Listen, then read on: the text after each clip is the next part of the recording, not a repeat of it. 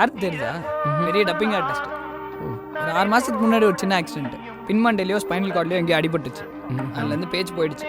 அப்புறம் ஆளே மாறிட்டான். இப்போ எந்த வேலையும் பண்ணுறதில்ல. லைஃபே அவ்வளோதான். ஊருக்குள்ள நிறைய பேர் இப்படி தான் சுற்றிட்டு இருக்கானுங்க.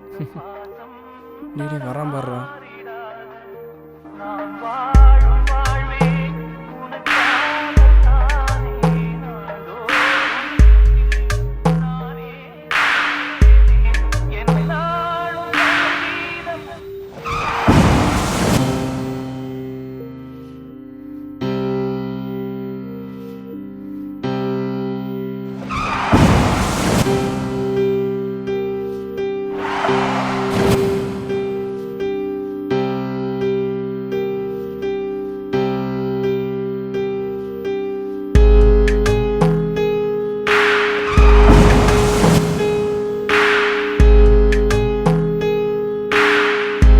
தம்பி போலாமா?